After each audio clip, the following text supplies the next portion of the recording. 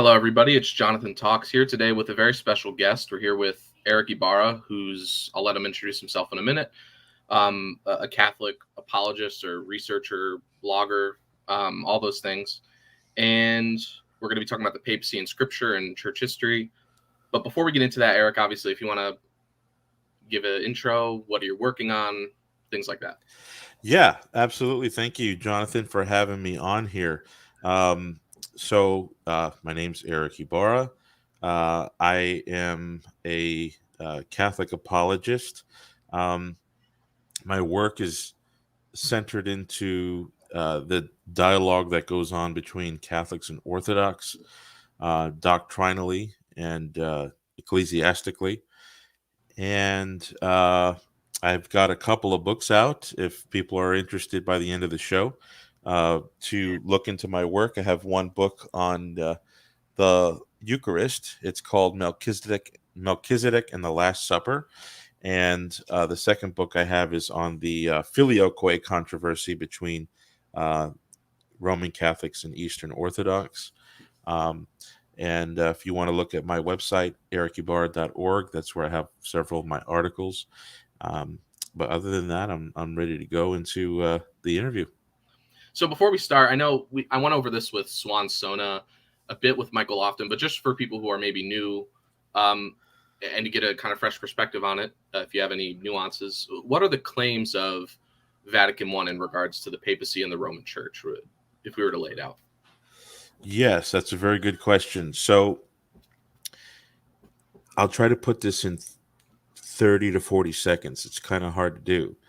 But the First Vatican Council taught that when Christ knew he was going to be visibly absent from the mission of his church, he provided a visible government in the apostles by creating in them a certain college of government. This government would be charged with the task of bringing humanity to the obedience of faith or conversion to Christ through faith and the sacraments. Consubstantial with this task is the charge to teach and discipline authoritatively in such a way that there is a division in the church between the teaching church and the learning church, or a magisterium and those who submit to the magisterium. In order that this magisterial governing body might remain one and without division, Christ set apart one single figure within the governing body to occupy the chief place of government, and that was the Apostle Peter. To Peter, Christ gave the keys of the kingdom of heaven with which he can bind and loose on earth what will be bound and loosed in heaven. He charged him with the task of being the universal shepherd and also promised him perpetual help in strengthening the church through the defense of the truth. In order that the magisterial governing body might remain one and undivided until the end of time, these prerogatives given to Peter are transferred to his successors until the end of time, such that the church will always have a visible principle of unity and cohering identity. Practically, this is going to get to your question. Practically, it means that when the magisterium decides upon a matter of faith or discipline, there cannot be any dissent from the Roman pontiff when he teaches ex cathedra or promulgates a disciplinary norm to be followed. All are subject to the Pope immediately, directly, and ordinarily in virtue of the direct commission of Peter by the King of Kings himself. So that's in a nutshell what the First Vatican Council was trying to get at. Awesome. And I actually had a common thing that comes up, especially from our Orthodox friends. Aren't it wasn't like Ignatius or other people in other sees, weren't they also successors of Peter? Why the one in Rome specifically? Yes. So what has to be understood here is that the office of a bishop and the office of the pope are not one and the same thing per se. So if Peter occupies the bishop's chair at Antioch or Corinth or Ephesus or wherever he's traveling, um, when he leaves, he takes the papal prerogatives because they're attached to an office that he holds that are trans episcopal, meaning it's you've got the episcopate and then you've got the powers of the papacy. Those come directly from Christ and they were given to the person of Peter. So when he left Antioch, for example, he served there as the bishop for like 7 years, tradition tells us. And when he placed either by himself or those who elected I'm pretty sure it was Peter was involved, but if not, Evodius took the seat of the bishop, of the bishopric in Antioch after Peter. Now, do the papal prerogatives descend to Evodius and then Ignatius and then onward in the Antiochian See? No.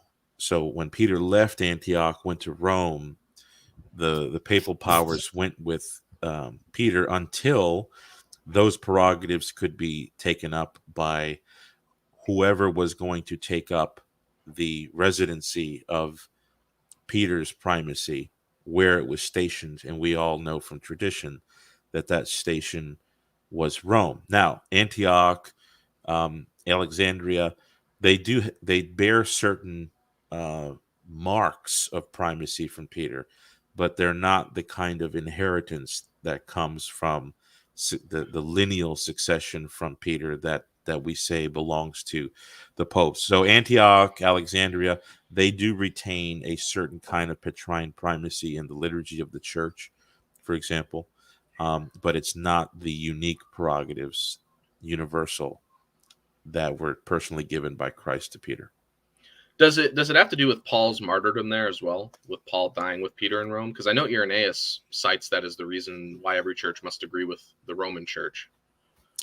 So the Roman Church has several prerogatives, and it may be appropriate to mention more than one at times. I know that, as late as the 19th century, um, where popes were very much centered on the Petrine principle, they were still dovetailing Paul and Peter into their decrees, for example. So yeah, Irenaeus, you even have Pope Damasus in the late 4th century that appeals to the martyrdom of Paul as one of the adornments that, places Rome in a unique place. Obviously the early church was looking at martyrdom as a sacred event that it sort of hallowed the environment of the church that it takes place in. There's several evidences of that. So yes, where you have Paul dying, you definitely have a sanctified environment. But that's not to deny what the church all held about Peter himself. Okay. Now, for all the basic kind of package of Vatican I, what would count as scriptural and historical arguments for these kind of claims, generally speaking? Like, what counts as evidence of Petrine primacy in the Vatican I sense? Yeah, so it all depends on what kind of evidence we're looking for. For example, if you're looking for what is the evidence that a bishop has, um, direct jurisdiction in his local church. Well, you could go to the canons, which say that he does. Early canonical descriptions of what the bishop has in relation to his church. You can go to scripture and see that Paul says that compares the bishopric of the church to a household and a father in a household. So there's several kinds of evidences you could look to for evidences of the papacy, but I would say that we're really looking at four key items, and sometimes you'll find one of those items in one place. But if you're doing a cumulative history, you're going to want to see four things, and that is kind of like what I said in the the answer to the first question about what the Vatican Council was trying to say, and that is that that the church has a government, and Christ singled out Peter to occupy a chief place in that government. So that's the first thing. The second thing is that the nature of that chiefship or that headship is jurisdictional in nature. It's not something that is um, moral merely. When somebody they're really good at something, like they're really good at Brazilian jiu-jitsu. Oh, you got to go to that guy to learn Brazilian jiu-jitsu. Well, that's kind of like a moral authority. What we're talking about here is a legal jurisdiction that is inherited by succession. So that's the second thing. The third thing is that it passes down from Peter to his successors in Rome. So there has to be a transmission of those powers, those prerogatives, to a person who takes up Peter's office after him.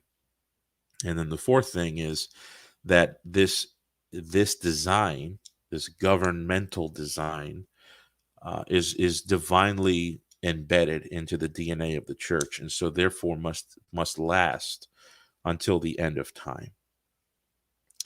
And I say that because you even had Protestants like Philip Melanchthon, who would admit, sure, we could have a papacy, sure, we could adorn the Pope with some jurisdictional rights and things like that. But we can't say it's divinely instituted, and we can't say that it must last until the end of time. So Orthodox and Protestants can, Protestants, it's going to take a lot to admit to the first three items. But you might have some old school, high church, historically conscious Protestants who are willing to say, all right, I can deal with the first three. Obviously, the Orthodox, you have a lot that would be okay with the first three. The fourth, it's intolerable.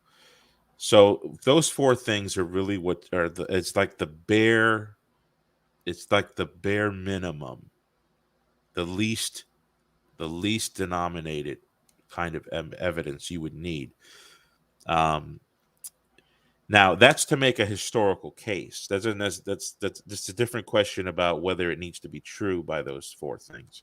I'm talking about a historical investigation. I would say those are the four things you would need. And quickly, for people who might not know, because this term of development of doctrine gets thrown around, what is it, and how does it play into the historical analysis of the papacy in the church? Yeah, so doctrinal development is it's a habit that the church has had since the beginning. Obviously, we see a developmental process in the unfolding of God's plan in the Old Testament, and with the fruition of the New Testament.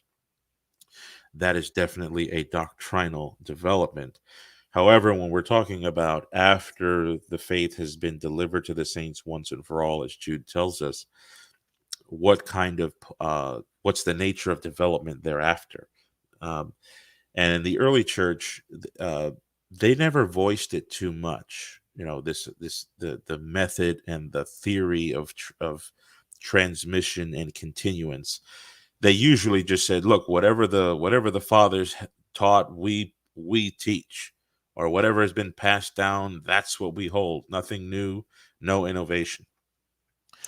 But what had been picked up by some thinkers, some metaphysically minded persons, is that you have a development in doctrine. So the first person to speak about this was, at least as far as we know in the record, is Saint Vincent of Lerins.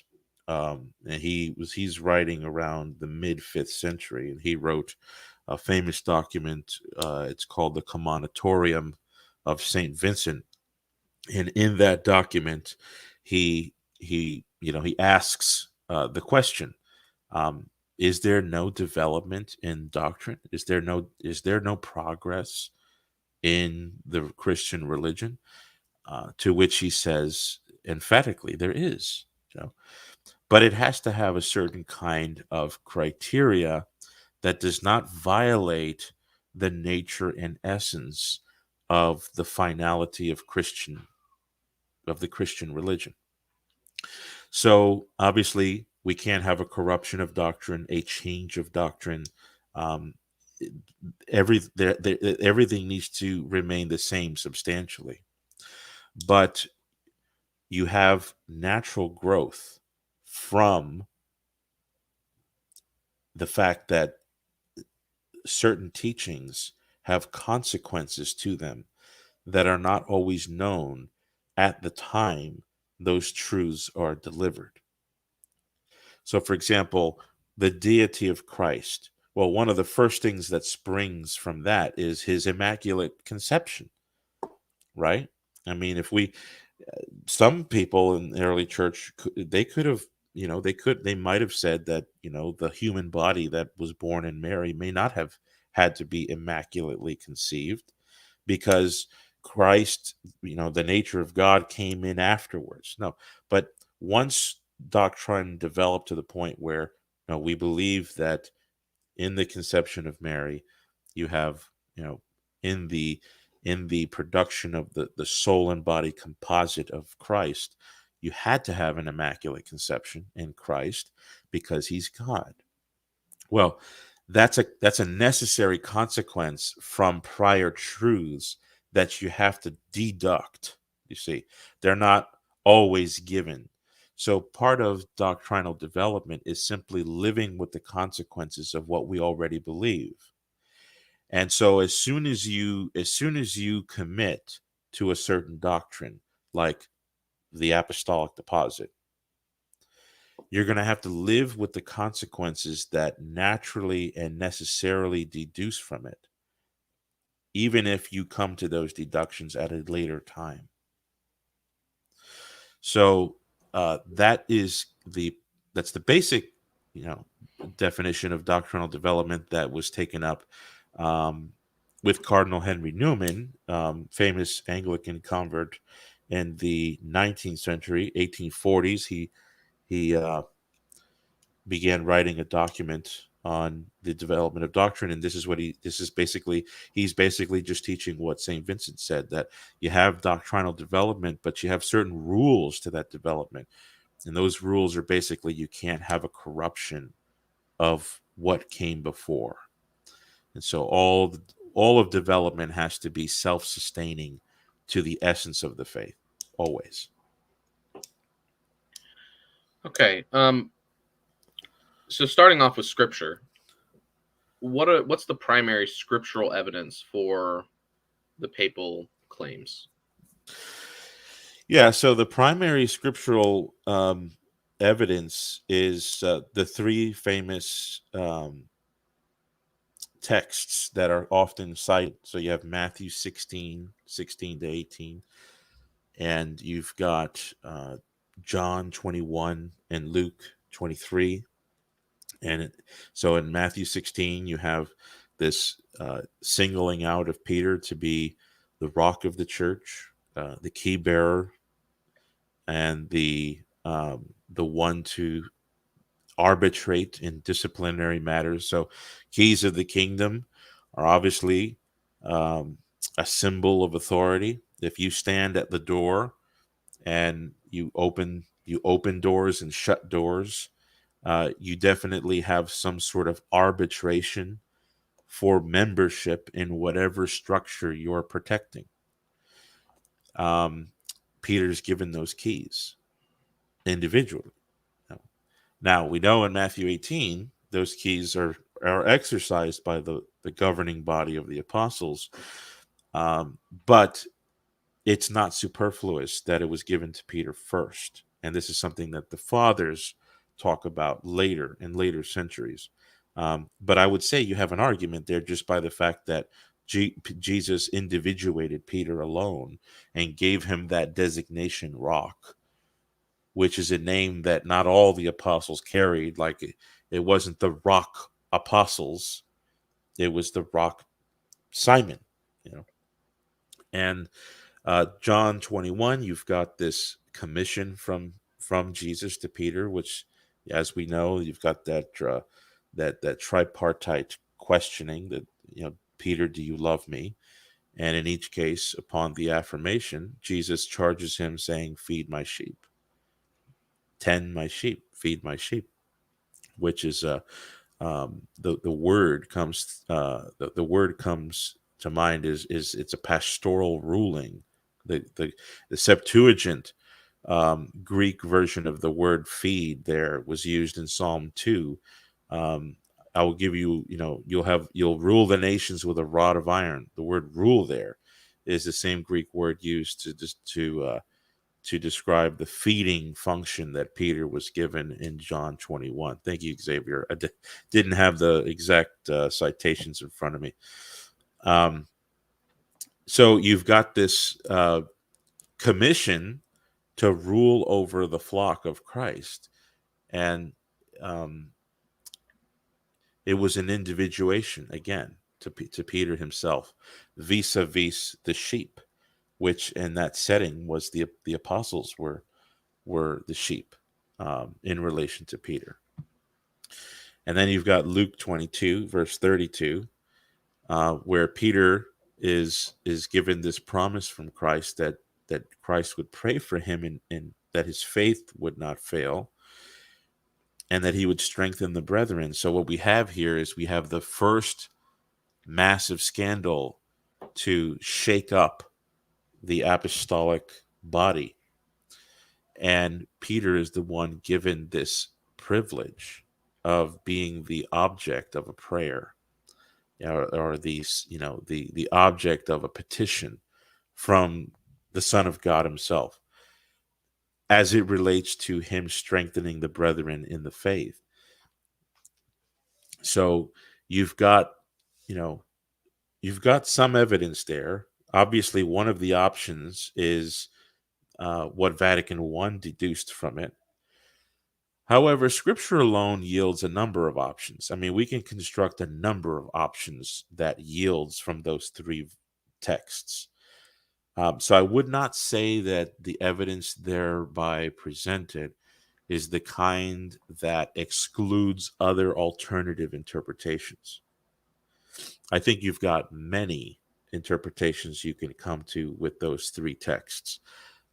So you would need the rule and standard of interpretation that was accepted by the church thereafter, which is, what do the fathers teach? What do the councils teach? And coupled with right reason. And when you couple that interpretive school together with the texts themselves, you've got what Vatican I was trying to say. Can you hear me right now, Eric? I can, yes. Okay, I just wanted to make sure. I always find it interesting because the patristics do talk about the other apostles receiving the keys through Peter. I just find it interesting that it's a subtle point, I guess, but Matthew himself is very careful not to say specifically they received the keys. He says they received binding and loosing, but he doesn't frame the situation the exact same way. Like if you look at it from a literary perspective, do you think that has any significance? Yeah, I think the significance is it's enshrined in the fact that Simon alone was given the new title of Petros. And Jesus had already taught what he means when he uses that metaphor. I mean, he said, whoever hears these words of mine and does them is like a man who builds his house on a rock, and when the winds come, it remains standing. Or the man who does not heed or do what I say. He's like a man who builds his house on sand. So the rock and house relationship is the rock has this strength supporting or strength providing function to the building on top of it. So when he gives Simon that name, he definitely has this metaphoric idea where somehow Simon alone is going to occupy this function where the church is a structure, he's underneath in some way supporting it. Now the fathers are pretty much unanimous that what's in mind there is the apostolic confession that he gave. So it's not talking about the flesh, blood, and hair of Jesus of Peter. That's already discounted when Jesus said, "Flesh and blood had not revealed this to you, but my Father in heaven." So it's definitely talking about some aspect of Peter that transcends the physicality of his body. But it's not to be reduced less than that, because the Protestants and sometimes the Orthodox, what they'll do is they'll sever the confession from the person, and that's definitely not the intention of Peter, especially given the fact that the deepest way to penetrate into the identity of a person is to give them a name that associates with their role. And so Simon getting that name is definitely what you said. It's definitely Matthew giving us a literary individuation that signals the uniqueness of Peter. Okay, so to jump into the church history part, which is I think where a lot of the discussion with the Orthodox comes in, because the scriptural passages can underdetermine some of it, at least if you're going from an Orthodox lens. So Ignatius of Antioch, Clement of Rome, and Irenaeus, I grouped them together. Who are they basically? And do they give us any information about some of the four things that you mentioned earlier that are needed to prove or give evidence for Vatican I? So these are early Christian saints, some of the most preeminent. You have Ignatius of Antioch, Clement of Rome, and who was the third one? Irenaeus. Irenaeus, yeah. So these are three prominent early writers, great thinking persons. Saint Ignatius of Antioch, we have preserved 7 letters of his to 7 churches.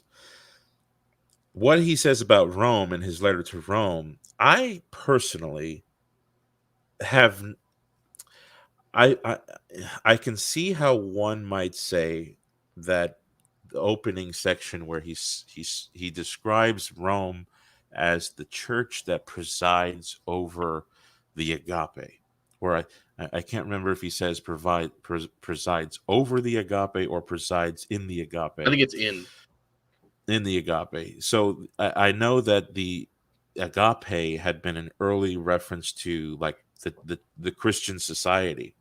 It was a love society. So if you take it that way, he's definitely speaking about a presidency in the ecclesiastic sense. But the way he says it, I think he says preside in love in the region of the Romans. Um,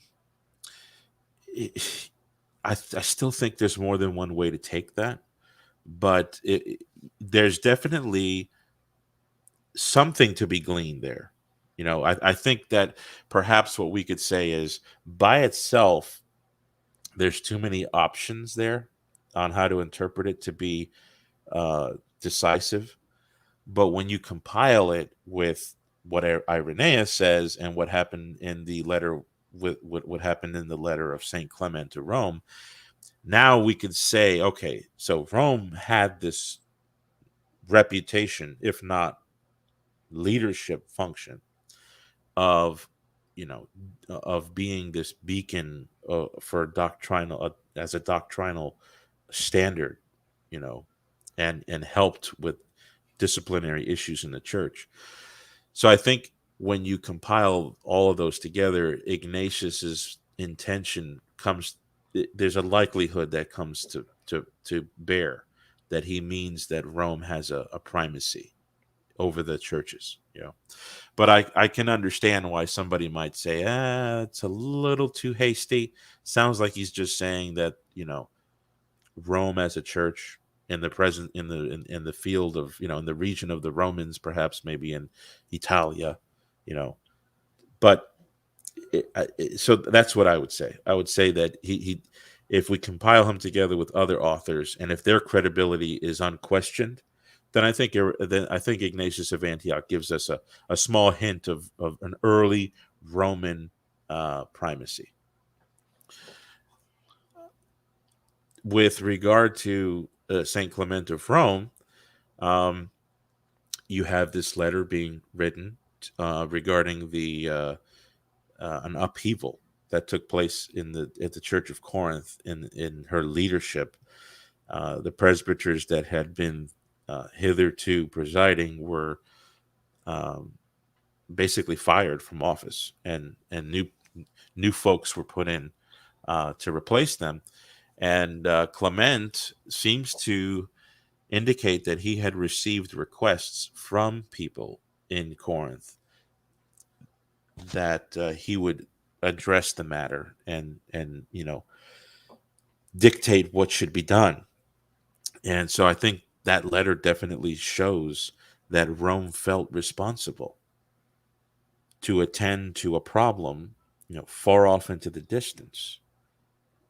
Yes, Corinth was a colony of Rome, but I don't think that at this stage that played any role in terms of the canonical administration of the church that developed later with canons and colonies. I think that this definitely is an unmistakable piece of evidence that shows that Rome felt responsible to intervene in affairs that were quite distant and foreign from her own diocese with some force. And then you've got Irenaeus of Lyon, who he's writing his adversus heresies, his contra heresies against the heretics, and in that book he is he's battling the ideology of the Gnostics and certain other heretics, too numerous to name. And he poses a criteria for the apostolic correctness of the faith. And that criteria he gives was the apostolic succession. That, if you want to know the truth of the apostles, you want to know the tradition of the apostles, well, go to those churches whose lineage goes back to one of the apostles or the apostolic men. This is an argument similar to Tertullian. And instead of giving us the names of all the churches that we might go to study this out, he saves a lot of time by saying, well, we should mention the Church of Rome that has a preeminent origin from Peter and Paul. And that church, according to Irenaeus, serves as a universal norm, like a standard, like like the Yellow Pages. You want to know what the Christian apostolic tradition is, go to the Roman book, or go to the Roman church, and there you will find it in light of its preeminent authority, deriving from Peter and Paul. And it just so happens that Irenaeus says that at a time when Pope Victor was occupying the See of Rome. And if Irenaeus is to be considered credible,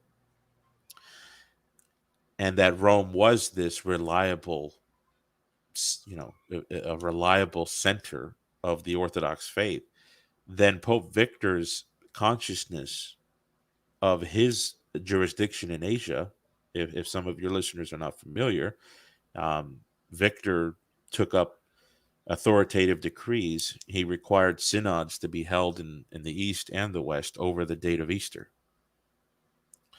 And when the Asian church, under the Archbishopric of Ephesus, a man by the name of Polycrates, when that church decided to uh, sort of, disagree with all the other synods of the churches, Rome took up the sword of excommunication and threatened to remove the Asian churches from the common union. Now, however that ended, the point that I'm trying to make here is Irenaeus is saying that Rome is extremely credible. It's the go-to place. Well, if we were to do what Irenaeus said and, sail to Rome, to the shores of Italy, and go to Rome at that time, you would have found somebody who felt he had these rights. Doesn't because I know there's two common objections to the Irenaeus quotation. One is that Irenaeus isn't saying Rome is like an infallible standard in itself. He's saying it's only a kind of accidental feature of Rome because Rome agrees with tradition. And then the second one is that St. Irenaeus seems to disagree with Victor's decision, and that maybe the church didn't end up listening to Victor's decision about, cutting off those churches. What would be the response to that? Yeah, so what I would say is that, to the accidental interpretation where this is just a contingent state of affairs, Rome just, kind of like Mike Tyson in the late 80s and early 90s, he was like the number one contender, the WBC undisputed world champion. So who do you want to watch if you're gonna want to watch boxing? You want to learn how to box? Who you're going to watch? Well, you're going to watch this undisputed world champion. Well, that's not an essential reality, right? Because Mike Tyson could have died. He could have broke his legs. He could, there's all kinds of things that are contingent about Mike Tyson. So, in a similar way, some people look at what Irenaeus is saying and is saying, well, Rome's just, yes, we've got all these crowns to throw at her, but it's just contingent upon whether she's maintaining that stature or not. That's actually a possible interpretation. I don't think that anything in the data preclude nothing in the data would necessarily preclude that. I do think that that the probability wanes when you compile all of what we can gather from the documentary evidence between Irenaeus and Victor. The probability definitely wanes because here, what is the probability that Irenaeus is going to go out on a limb to say, you know what, I think Rome is probably the best place to go, and everyone must agree with her. And then you go to Rome, and the person's holding to some wild, crazy, unfounded idea of universal jurisdiction. The probability is not high. In other words, because of Irenaeus's own credibility, here's a man who wanted to put into writing that amidst all the churches, Rome alone has a unique founding, a preeminent authority, and all the faithful everywhere should agree with her, right? Well, when you go to Rome, the probability is that whatever Rome is saying, that's according to Irenaeus, again, wearing the Irenaean lens, Irenaean glasses, the probability is in favor of what Rome says. Okay. Now to the second thing, well, Irenaeus ended up disagreeing with Victor. I'm not sure about that. I mean, what we have from the account of Eusebius is that many people disliked what they vehemently were upset over what Victor decided in the matter. We don't have any numbers though, right? Because most of the synods that decided on the date of Easter, those were far-ranging. I mean, the synods that were held, according to Eusebius, were Corinth, you had people in the West. I think there was churches further west from Rome that held synods at the behest of Victor. When he called these synods in these various locations. Eusebius tells us that they were all unanimous in deciding that the Sunday of the week of the 14th day of Nisan was the day that the Lord's Pasch should be celebrated. Did they all agree, therefore, that the Asian churches should be excommunicated? I think there is evidence. I don't have it in front of me, but I'm going off of my memory. I think there were churches that agreed that what the Ephesians were saying deserved discipline. Because you remember the church in Ephesus, there's a debate. Did they say that, okay, well, if you Romans and if you Leonians and you people in Greece and Jerusalem want to celebrate Easter on the 14th, on the Sunday of the week that the 14th day of Nisan falls upon, you're free to do that. But over here in Asia, we're going to go according to a different rule. I don't know if Polycrates said that. To me, it sounds like what he's saying is that no, the rule of faith is to hold it on the 14th day of Nisan. So if that's the case, then there's probably some documentation that we don't have as to why Irenaeus thought that the terms were not as severe. We don't know exactly how it ended. Eusebius tells us that he tells us what he thinks about how it ended. But it's safe to say that some resolution was met, if not a tentative excommunication, because the Quartodecimans didn't survive very long. They ended up knuckling. They ended up white knuckling their position and saying, no, if you worship on a different day, you guys are lost. We're the ones keeping the truth. So whoever celebrates the Lord's Pasch on the Sunday of the week is a heretic, and only those who are celebrating on the 14th day of Nisan, be it fall on Thursday or Friday, those are the people who are in the truth. That's definitely what the Quartodecimans came to believe, and that's why subsequent history shows that they were deemed schismatics. They were deemed Judaizers. We don't really know exactly how the whole fiasco went, but I could say that Irenaeus doesn't show like a stiff-necked rebellion against the Pope. He writes to the Pope in order to try and convince him that a policy of coexistence should be the way to go.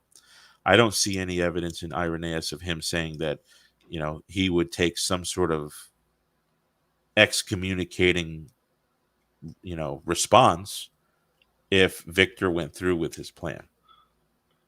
Yeah, I think it's also important to distinguish, and we're probably going to get to that with Cyprian and Firmilian, that just because somebody practically might not agree with the way a pope does something, and might even go further and actively disobey it, doesn't mean that they didn't believe in a kind of Roman primacy. They could have just acted kind of out of accord with how they thought or something like that.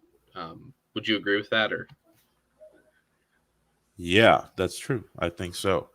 But I mean, these are good questions to have. I don't think that I don't think that one can so one of the problems that I think Protestants and Orthodox do is they think that we have to show Vatican I from Clement and Irenaeus and Ignatius. Well, that's ridiculous. I mean, imagine if we had to show the how an ecumenical council works from the early synods of the church. That would be impossible. right. But you would be able to point to some elements that you could continue to tack on to a cumulative case. Do you see? So what we're saying when we go to these figures like Ignatius, Irenaeus, and Clement of Rome, and Cyprian, and whoever, is we're putting pieces down. We're moving pieces on the chessboard. We're not saying that a satellite of Vatican I orbits each one of these individual stories. So I hope that's clear. Yeah, and I think the Cyprian case is a lot more because I don't think Irenaeus ever even questions the authority of Victor to do what he did. Um, but you could argue that. So, what is this case with Cyprian, Firmilian, and with Pope Saint Stephen? What does that whole controversy? It's a very debate. I know Chapman has like a whole section on this and others. So, what's the deal with that and the papal claims? Yes. So this one's been well documented. I actually did a recent show with a Lutheran on this subject. Boy, we went like 3 hours just on Cyprian, I think. But so here you had an early dispute over what to do with people who were baptized in heretical or schismatic communities. And later on, they decide to return to the bosom of the true church. Do we accept their baptisms that were conducted when they were in the schismatic or heretical body? Well, this is just on the heels of another controversy of Novatian, who's a presbyter who, he tried to carry on this tradition that I'm sure it had some pedigree to it, which was that if you committed a serious post-baptismal sin, you had no chance of ever being restored to communion. And Rome and Carthage took a very strong stance against that. That there is there is pardon to be given to those who have sinned after after baptism in a grave way, sort of forfeiting their baptismal innocence, as the ancients and medievals would call it. And so some people went along with this Novatian guy, and Novatian was he was a great missionary minded guy. So he planted churches and enforced his rules everywhere. Well, some of those people that were baptized in his sects were coming back to the church, like at Rome and in Africa. And Cyprian thought, well, it's obvious we have to rebaptize these people. And I agree with. I mean, part of me thinks that that's common sense, right? Well, Rome, as would be the case in many instances, even all the way going to this day, takes a rather strange view, at least prima facie. Rome took the position, no, that baptism belongs to baptism belongs to the church, but it works in a certain way, even outside the visible boundaries. Well, Stephen took a harsh, Cyprian took a harsh, he did not think that was right at all. And so he disagreed with the Pope's ruling. And so the Pope responded eventually, quite forcefully. He wrote an edict, and I believe it went both eastward and Carthage ward. So it was sent to Carthage, and in that decree, basically, it said you gotta conform to the Roman policy or otherwise suffer excommunication. So what you have in this instance is you have an example of a pope doing exactly what Victor did, doing exactly what another predecessor did, Callistus, to Africa during Tertullian's time, which is feeling responsible for how the church is conducting herself in territories foreign to the Roman and Italian diocese. And so that's again, it's a recurring theme that you see in the early church. Rome is taking these stances in order to protect the faith. Well, Cyprian does assemble a council in Carthage in 257, and they basically thumb their nose at the popes, and they try to come up with reasons for why they could do that. And this is where it gets very strange, because they want to coexist with Rome, interestingly. They want a policy where Rome can do its thing, we can do our thing, and we can coexist.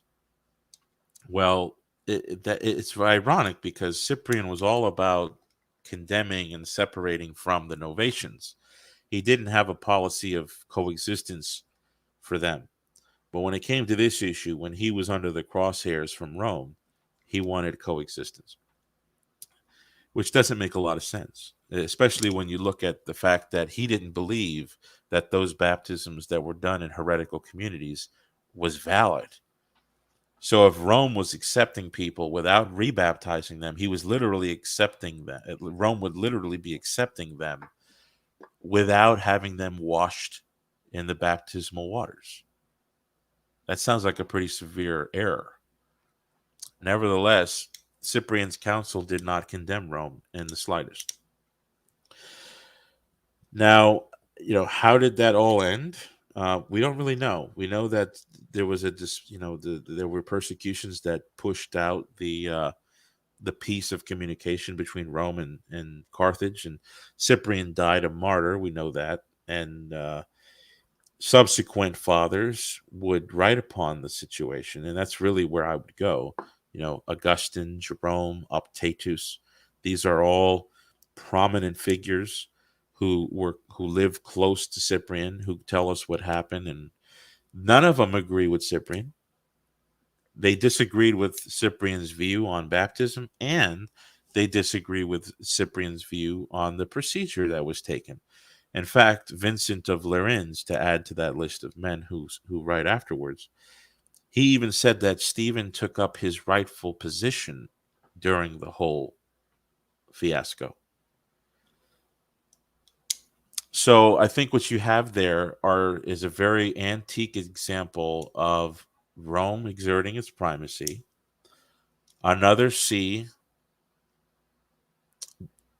questioning the legitimacy of that, and then you have the ultimate resolution, which is Rome won in the end, because the African church eventually conformed, and those who did not conform ended up finding themselves in the Donatist schisms. And isn't it, because I know Cyprian in his first, because I think Chapman says that he wrote 2 editions of his book on the unity of the church. And in the first one, he had a very high Roman, and in a lot of his letters, he has a very high Roman Petrine ecclesiology. And I think you'll definitely know this, I think Firmilian records that Pope Stephen appealed to Matthew 16 to justify his authority. Yes, he did. Yeah, he referred to the occupancy of the rock of the church.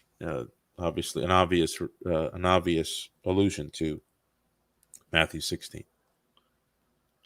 Awesome, man. I think, and he's an Orthodox saint, I believe. I think Cyprian, Stephen. I don't know about Firmilian, but I think Stephen and Cyprian are both Orthodox and Catholic. Yes, they're all saints. They're all saints, and we don't know how Firmilian ended his life either. So we're only going off of. Just think about it. If somebody is going off of one or two of your Facebook posts, and then trying to say exactly how Jonathan's whole life was in the church, that'd be kind of out of proportion. So we don't exactly know how things ended. We don't have a lot of reason to believe that he conformed, because it looks like Firmilian was he was feisty. When you read his letters, but he could have. He could have. Okay. I want to move on to the next case, which is Pope Julius, Sardica, and Athanasius.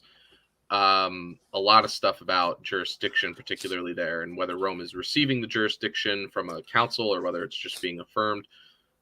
Why don't you talk about that, what your perspective is on that and how that plays in? Yes. So the Council of Sardica is sort of like a monumental council in the early church. I agree with St. Robert Bellarmine that it's really a wonder as to why that was not considered an ecumenical council, but there's reasons why it was not. But it definitely had more of a practical effect in the universal church than other councils did. Um, but what you have in the fourth century going is the controversy that surrounds this figure, Athanasius. And he proves to be a very difficult man to deal with in the eyes of um, the churchmen in the East, especially those who were growing sympathetic to Arius, or at least some metaphysics that uh, disjoined the co-eternality between Father and Son in some way. We called them the semi-Arians. But Athanasius was a hard liner on the consubstantial nature, consubstantial uh, attribute between Father and Son in terms of their essence, in terms of their nature. And so that and there's a number of things that they thought he did, moral crimes. Some people who repaint the history say that they didn't like him because of his doctrine, because he was a dogmatic Nicene Christian, which by then it was. And you got to understand, in Constantinople and in Antioch, it was becoming trendy to look at Nicaea 325 as a primitive action. They just didn't think it through, and we've got to move past that. And so the brighter minds, quote unquote, were trying to move past Nicaea, where Athanasius was a hardline, dogmatic Nicene guy. And so some people think that they mistreated Athanasius because of that. They accused him falsely for various crimes because of that. Other people think he may have been, he may have had some other. There may have been some other things in his life that made him attractive to such controversies. But in any case, Athanasius gets excommunicated in the East by a synod of bishops. Typical procedure was followed. Regional bishops got together. They summoned Athanasius. He stood trial. The witnesses and the judges all went in favor against him. And so he lost his job. He was no longer in the church. He was excommunicated. And along with him, there were some others. There's like 4 other Eastern guys that were, prominent, like Marcellus of Ancyra, you had Paul of Constantinople, and 3 others. I can't remember their names off the top of my head, but these men all lost their job. They were out of their sees, lost their position as bishops. And long story short, the story of Athanasius gets over to Rome, and Pope Julius hears about all this, and he's trying to mediate, because he's not under any impression that those who condemned Athanasius are heretics. That's not even a thought in Julius's mind. He's just looking at a bunch of Orthodox bishops, and that there's this problem with a man named Athanasius. So the long story short is that Rome ended up summoning Athanasius to Italy, and he eventually traveled all the way there. Rome heard his story, and Rome then summoned his accusers, who never showed up.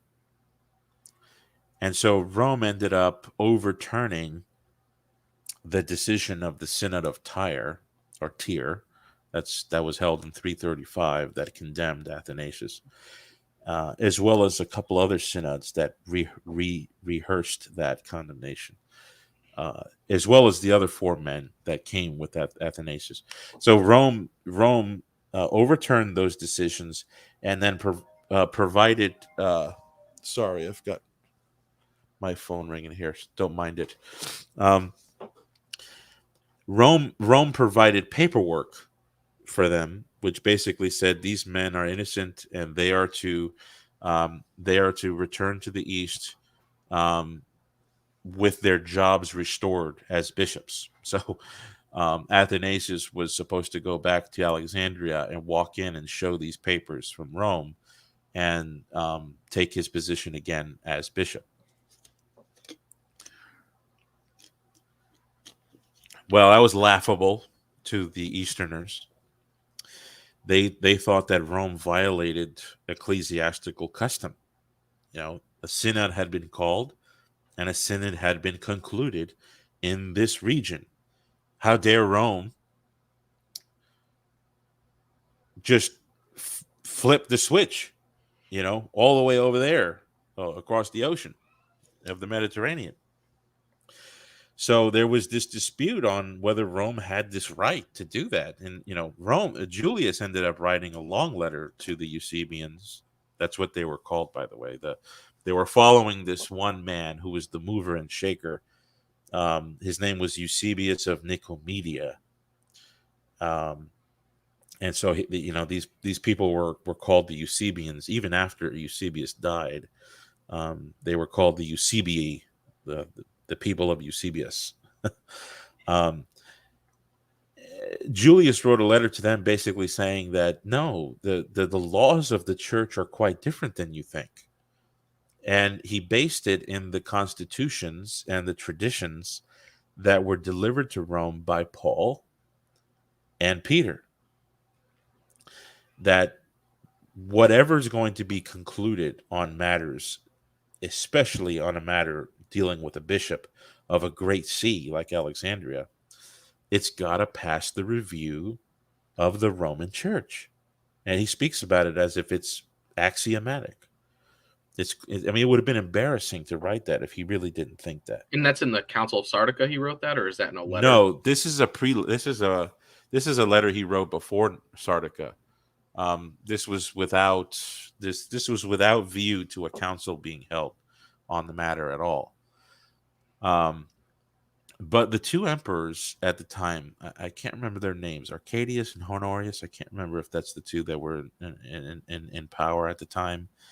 I don't think so. Never mind. The emperors, because you remember the imperial offices were divided into two or three, depending on what time you're talking about. But at this time, there was an emperor in the east, an emperor in the west, and they were invested in the ecclesiastical piece of the churches. So they ended up calling an ecumenical council to meet in Sardica.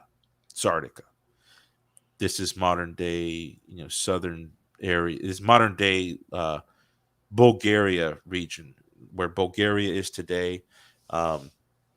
That's kind of where Sardica was in terms of location. And so Rome, Julius was fine. Julius, he gathered men to go as legates, and the intention was, and interestingly enough, the one he sent as a legate was Hosius of Cordoba, who was not an insignificant figure, because he was the one who presided under Constantine at the Council of Nicaea. I actually Xavier had a question that he asked in a Discord. He was asking, is Gregory of I can't say his name, Cyzicus's testimony that Hosius of Cordoba presided at Nicaea, is that a reliable testimony that he gives, or a reliable account? Yeah. I've come across that I've come across that account, and it's difficult to say because the Sixth Ecumenical Council, I believe, gives a diatribe. It rehearses the conciliar past, and the churches ended up. The church's memory was that Sylvester presided over Nicaea through his legates, but the question is, was Hosius a legate of Rome? Most historians today don't have any patience with that view. But I think that Hosius's name is in the signature organization at the final document. What we hear from, we get that from a letter that was written. Um, it was recorded by Eusebius, I think. Eusebius of Caesarea, the historian. The evidence he gives is that Hosius signed before the legates, you know, and so it's very likely that Hosius presided, I think, under Constantine. But the issue is, was Hosius a papal legate? That's another question. I think there's a case to be made for it, but I don't know how great the documents will go in terms of proving that. But I think here in this case with Sardica, Hosius goes at the command of Julius, so it's very likely that somebody can make a sort of like an educated theory, that Sylvester sent Hosius as a legate. But the thing is, Hosius was like Constantine's right hand in dealing with ecclesiastical affairs. So unless Sylvester was somehow, uh, you know, um, utilizing that relationship between Constantine and Hosius, it doesn't seem, there's a case against it. In any case, Sardica, Hosius is presiding, um, obviously under the order and jurisdiction of Pope Julius. And at that council, the third, fourth, and fifth canons, they float this concept that if a bishop has a problem with the decisions that certain courts reach concerning his case, anywhere in the world, really, that he has this ability to lodge an appeal together with the regional bishops that oversaw his case, in order to reopen the case. And that appeal would go to Rome, and it would be up to the discretion of Rome as to whether that case could be opened up again. So, but was that the council giving Rome these rights? Well, Julius didn't say. Julius' position was that no, this was a tradition going back to Peter and Paul, and so Julius is not under the impression that this was something that needed to be instituted, and at the council, they seemed to they wrote that this was appropriate, given that that Rome was the see of Peter, the head of all the churches. So I don't think that Serdica was, instituting or making something up and assigning this primacy to Rome. I think what was happening was they were using the common understanding of the imperial structure, the geopolitical structure of the church, and adopting that as the way that the church would handle local grievances, in terms of ecclesiastical trials. All right. And also he reinstated Athanasius before Sardica as well. So, and Athanasius doesn't seem to have a problem with that, which you would expect him to have a problem with that if he was of a different mindset. That's right. Yeah. So now for Ephesus, skipping forward a little bit, Ephesus 431, Cyril of Alexandria, and Pope Saint Celestine. What, I know this is a huge, I know you have a bunch of blog posts about this. Mm-hmm. What is that basic picture in regards to the papacy? Yeah, so you've got Nestorius in Constantinople. He raises some alarms in his preaching, denying that Mary's the mother of God. That was a Christological problem for several people in Constantinople, and it caught wind in Alexandria. Cyril of Alexandria, prominency in the East, who hears of this, and he takes responsibility and sort of trying to get Nestorius put under some accountability for his deviation from the truth. Well, eventually, Cyril contacts uh, Pope Celestine and tells him of the situation. And Celestine seems to bypass the Sardican procedures because there were, it wasn't as if Nestorius lodged an appeal or anything like that. But Celestine basically wrote a commanding letter which threatened excommunication to Nestorius if he did not agree with a certain doctrinal definition that was cooked up in Rome at a synod, presided over by Pope Celestine. And this commanding letter was actually delivered through Cyril. So Celestine appointed Cyril as the sort of like the papal nuncio or the papal ambassador that was to deliver this commanding threat of excommunication to Nestorius. And Cyril himself ended up using others to, get this posted in Constantinople. So it took traveling, and there was, Cyril didn't personally go to Constantinople. He gathered some men in his church, I think a deacon, and they brought that to Constantinople. Well, before that even happened, the emperor, who was in communication with Nestorius, decided to summon an ecumenical council in Ephesus. And he sent out the summons to invite all the bishops. And so that summons eventually landed in Rome.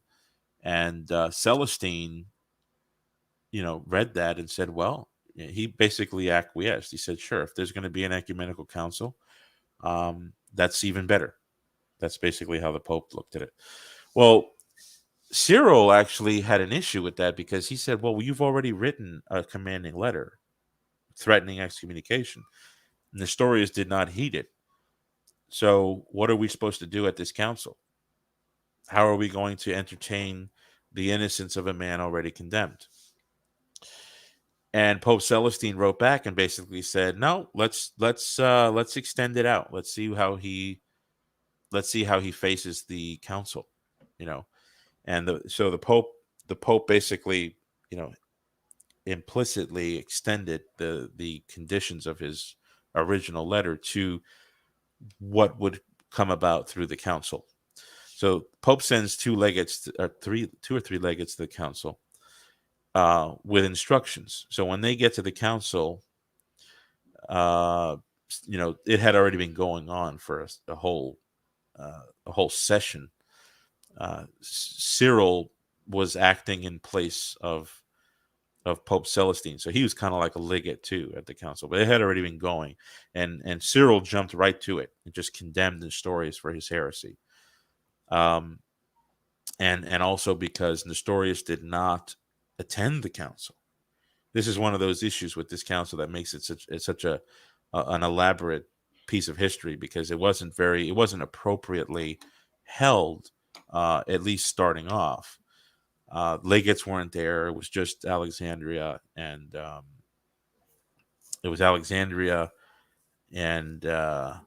that's basically it. Antioch. Yeah, sorry. Oh no, not Antioch. So John of Antioch wasn't even there. So I mean, as I'm saying this, I realize there's so much history that needs to be said. But the long story short is that Nestorius is condemned, and the legates at the council read aloud the instructions from Pope Celestine. And those instructions say that the council is held in order to see to it that the judgments of Pope Celestine are carried through if Nestorius does not conform. And Nestorius did not conform, so the hammer went down, and that's how it went. That's how it concluded then and there. And then the emperor got involved afterwards, but Nestorius was even in the emperor's eyes, Nestorius was history. He was sent into monastic. He was dismissed, monastic exile, I think. And uh, Cyril, ended up coming to a dispute with John of Antioch. That's kind of where the attention was brought to afterwards.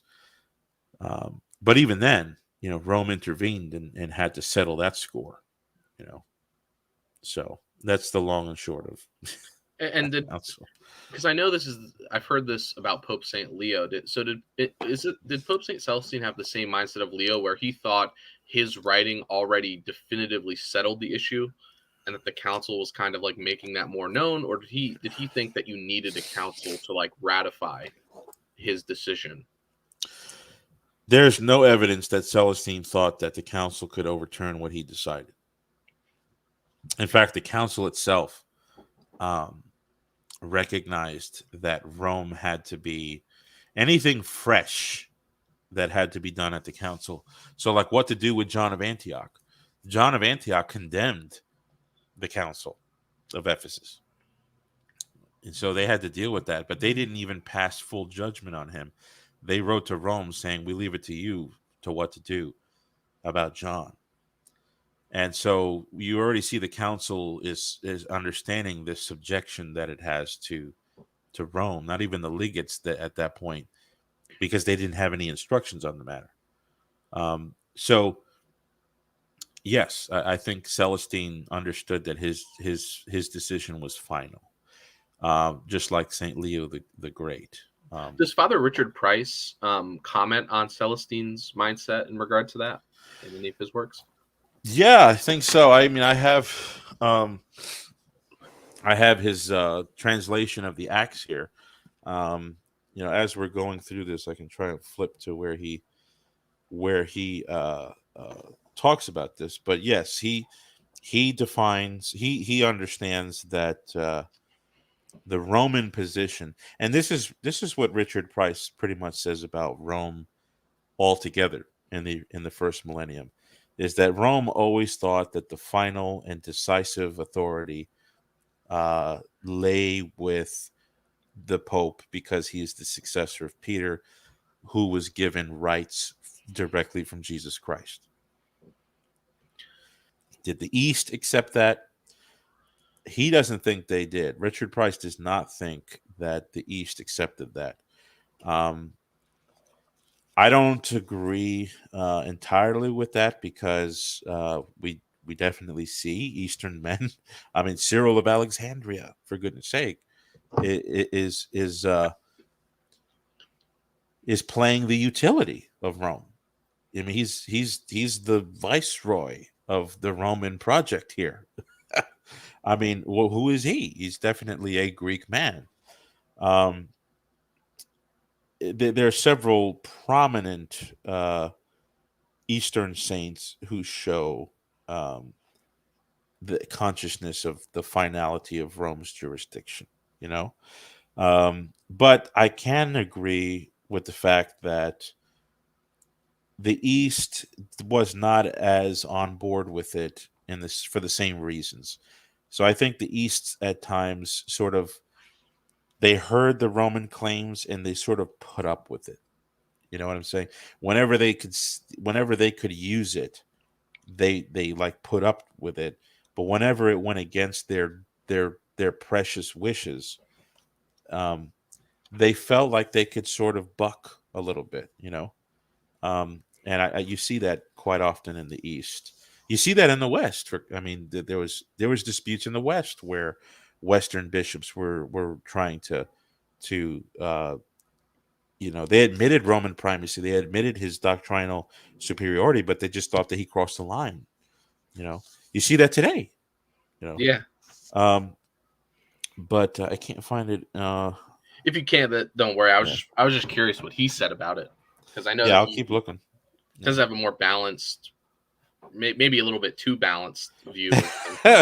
Yeah, no, I think his position is definitely, he sees a polarization between the East and the West, on this issue of ecclesiastical authority, which is it's kind of strange because that's in my opinion, that position is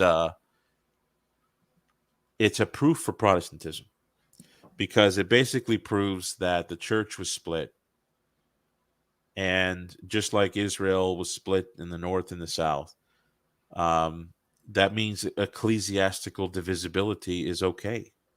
Mm. You know, and who's to say Rome was right or wrong, when the East was right or wrong? I think I see that the same thing with a lot of Orthodox reasonings about the Filioque controversy, because a lot of them will admit the West taught this, but they'll say the East never taught it, and so now you have like a division right from the beginning. Yeah, yeah. I mean, that's simply unthinkable to the Eastern Orthodox from the 19th century going back. You would never find an Orthodox talking like that. The only person I know of that ever did that was Photius, and even he himself doubted what he was saying in his own book. You know, he was saying, "Yeah, it's possible that Augustine taught this. It's possible that even Cyril." I mean, Photius even said that Cyril may have taught the Filioque. Um, but in other places, he's like, "Well, you know, these guys were probably being misunderstood." Because Saint John of Damascus, he said that you can't have the fathers of East and West being at odds like this. It was one church, one Holy Spirit, one altar, one Christ. You can't have such a dichotomy that later was thought to have deserved a complete severance of communion, um, coexisting there for centuries. You know. Anyway, you're right. I do think that the Orthodox do that with the Filioque today. I know I did put on the thing Honorius and Vigilius, but we do have a lot of questions. If you want, we can go because I know you have entire shows, and I can put it in the description on Vigilius. Yeah, yeah, that's fine. Yeah, whatever you want to do. Yeah, and I thought some of these questions are really interesting ones that um, deserve some attention. So, what somebody asked, which book or books do you think are the best ones concerning the history of the papacy? Um, so my favorite book, there's no one book that'll do everything for you, but my favorite book is one written by Trevor Gilland, and he occupied the the office of bishop in the Anglican Church, so he wasn't a Catholic. Um, but he was definitely a fantastic patristic scholar, and he delivered 8 lectures, the famous annual Bantam lectures at Oxford, um, and then they compiled it into a transcript. It's called "The Church and the Papacy." It was published in the 1940s. I think that book, probably 600, 700 pages, is my favorite book because he's got no axe to grind. He definitely disagrees with Rome. Let's just be clear. But he also disagrees with the Orthodox. And I think he's like an early Richard Price, you could say. But Price has not written a book going through the history like that. Okay. Um, so this is from somebody. How do you answer the fact that Peter was rebuked in Galatians 2? Some argue that if Peter was Pope, why was he corrected? Yeah, so it's a good question. So you know, when we look at the papacy, we have to understand that the papacy is not like a replica of Jesus. It's not, the Pope is not like a walking sheet of scripture that you add to the end of Revelation. Um, he himself is a man under responsibility. He was given a charge. He was told to feed the sheep, right? Um, well, the question is, what does that look like? Does it mean that he will be sinless? Obviously we don't even need to consider that, right? Everybody knows that. That's not what it means. Um, does it mean he'll always be infallible? Well, that was not the case even with the apostles, right? Peter said some things. I mean, forget Galatians 2. What about Matthew 16? The very text, the very one of the texts of that Vatican I uses to surmount the evidence in the New Testament for the papacy.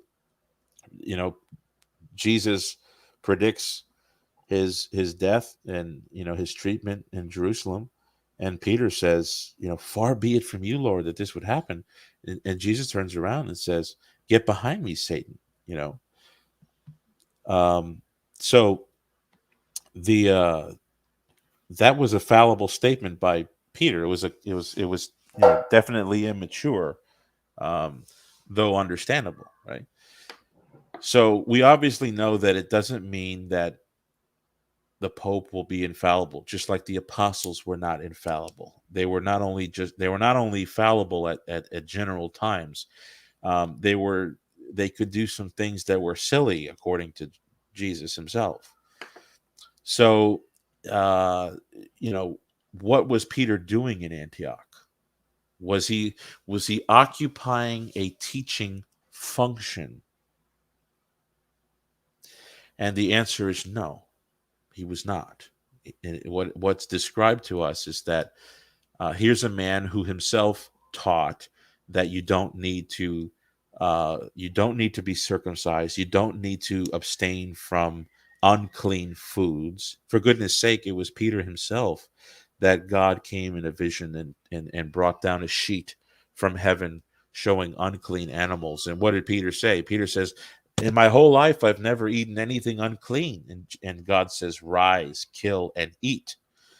And then Peter went to Cornelius's household. That was unthinkable. In fact, the people that went with Peter they let Peter do it himself because they thought Peter was going to get in sin. He was going to be in sin. So Peter was already well educated on this, But Paul says that out of fear, when certain men came from James, because in Jerusalem there was a big fiasco against Paul, I think, in James, and they wanted to see certain civil consequences to Paul.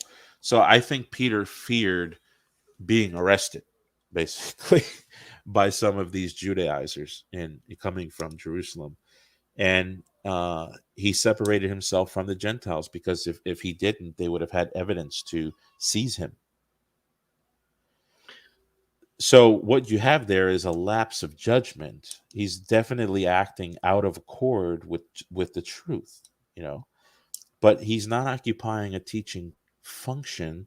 If Pope Francis had a Bible study in his, in the papal chancery somewhere, and he started spouting off some false doctrine, that's not a teaching function.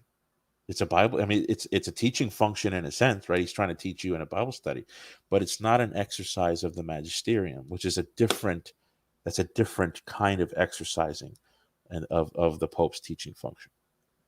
So do you think Peter was teaching just in a fallible mode, or do you think he was simply rebuked for his behavior? Yeah, I don't think he said a word. He just acted wrongly. Yeah. Okay. I had a question about Saint Maximus. I know we didn't speak about him, but I heard the claim that Saint Maximus disobeyed Pope Vitalian because he ordered him to sign a monothelite document. Do you know anything about that? Yeah. Yes, I do. So this is a story that we get in the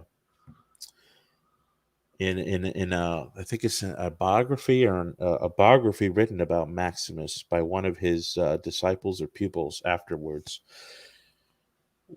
where it was like a minute by minute description of Maximus's trials, and because he was put under trial after he was captured and he was taken from Rome and brought into questioning. And they try to convince Maximus of the basically the idea that we need to be open to the fact that Christ has one will, you know. And uh, there came a point where the people there that were interrogating him said that Rome requires Maximus to sign on to the idea of two wills. We don't have any evidence that Vitalian himself um, explicitly subscribed to that or commanded that. Not to my knowledge, anyway. I've looked into this claim. I've read the best historians I can of the era, and I've seen people try to make this claim, and it seems to me like they're reaching. It doesn't So seem basically, like.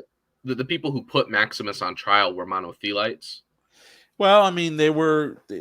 Some of them sounded uncertain. You know, they were dialoguing with Maximus, if you can call that. You know, it's kind of a violent atmosphere to be dialoguing, but they were. You know, they were like going back and forth, and they kind of said, you know, Maximus, you make sense. Some of the things you're saying make sense, but I mean, they're hired men.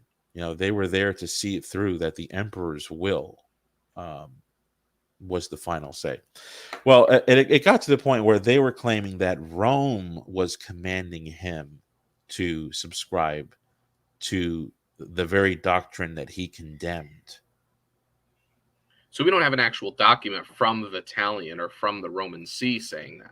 That's just a claim, like, hey, Rome is saying to do this. That's right. There's some correspondence to the claim because Vitalian does re-enter communion with Constantinople. And the bishop of Constantinople that he entered communion with was unmistakably a monothelite. But there's some questions as to how that union came about, because Vitalian is a saint in the Orthodox Church and in the Catholic Church, and we have no record of him ever changing his views. We have no recantation from Vitalian, like, oh, I was once a monothelite, now I'm a diothelite. We never see that at all. In fact, um, at the Sixth Ecumenical Council, they had to explain how this happened. How did Pope Vitalian enter in communion with the heretical Bishop of Constantinople? And the excuse that was given to him, because they said Vitalian of blessed memory, the excuse they gave him was that he was somehow deceived or coaxed by the emperor or put under some sort of duress because the emperor had visited Rome personally. So we don't exactly have anything from Vitalian that says, I'm a diothelite, I need Maximus to be a diothelite. If not, off with his head. These are things that are historically constructed based off of what is going on at You the meant time. monothelite, right? Monothelite. Well, I'm saying yes. Yeah, we don't have anything from Vitalian that says that I'm a monothelite, and then Maximus has to be a monothelite, or else off with his head. But the claim is that Rome was saying that, and that Rome was behind the plan to get rid of Maximus. So at that point, Maximus at first said, "There's no way Rome is teaching that.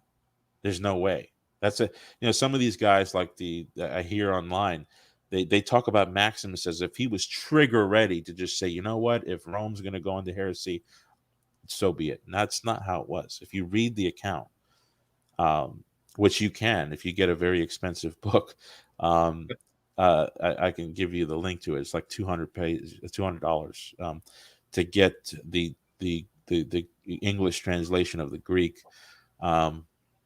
of the trial of Maximus. He definitely starts off by saying it's impossible that Rome would do that. Does he end up refute or going against that later? Yeah.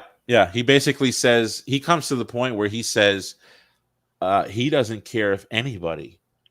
He doesn't care if all the bishops accept monothelitism. And he was going to go into his death as a diothelite. And he said he's put his soul into the hands of God. So he actually came to the point where he basically had like almost like a Lutheran point of view, where it's like the whole church could go astray, and he still wasn't going to budge. So I mean, at that point, he's already surpassing papal infallibility, ecclesiastical infallibility, patriarchal infallibility. He basically says that it could all go down to nothing. Which it calls into question if that's his. Is that a view that he held normatively, or is that a view that he was put under duress to reach? And It sounds one like could, hyperbole to me, well, almost it like could an be, exaggeration. it could be hyperbole because, what afterwards we have a letter from Maximus that he wrote to one of his colleagues, and he's very concerned about the claim about Rome. And we have some epistles from that man whose name was Anastasius, where he starts to inquire into the issue, but he mentions how the promise of God is that Rome would never defect. So it's very possible that Maximus was normatively of the opinion that Rome could not fail. That seems to be his position.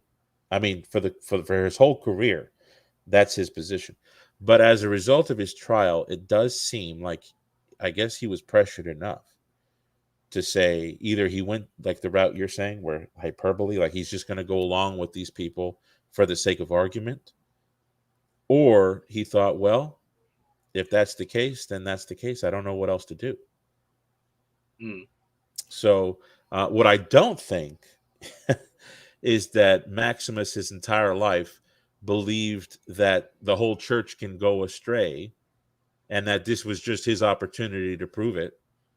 That seems to be what, like, you hear from certain Orthodox apologists.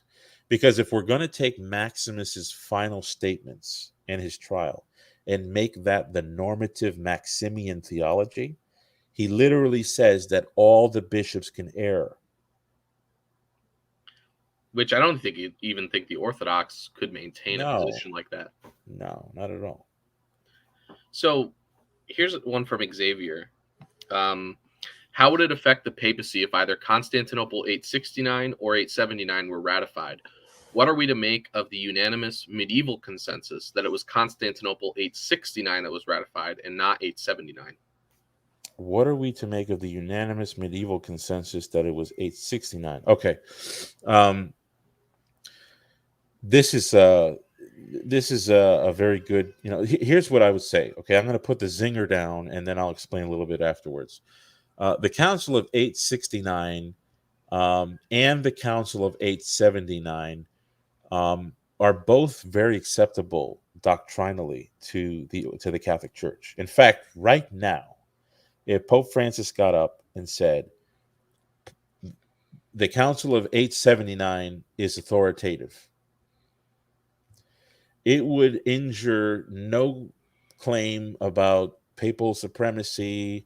It would injure no claim about the filioque. Nothing.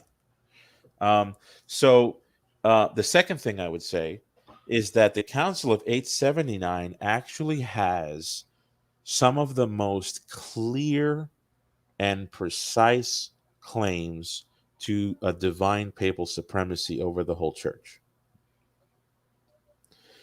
In fact, some cardinals in the 12th century, they wanted the Council of 879 to be considered ecumenical because there was certain claims about the popes that were made there that they thought would be useful to bolster papal supremacy. So it's actually pro-papal. That's right. That's from right. Pope John VIII, I believe, right? Absolutely. Yeah. Photius, who the historians tell us modified a lot of the letters from Pope John VIII. He made no modifications of the papal claims. In fact, he emphasized them even greater in his own Greek version. This is coming right out of the scholarship of Francis Dvornik and John Meyer. Those are the two English-speaking. Dvornik. Those are the two books in the English-speaking world that kind of dominate the literature today. John Dvornik and Meyer, who? John John Mayer. Meyer. Yeah, he wrote a book called the Successful Union, the Successful Reunion Council of 879. Um, so you had cardinals in the 12th century that were pushing for the Council of 879 to be recognized because it had value to bolster papal supremacy. So these are men who obviously read the Greek and the Latin.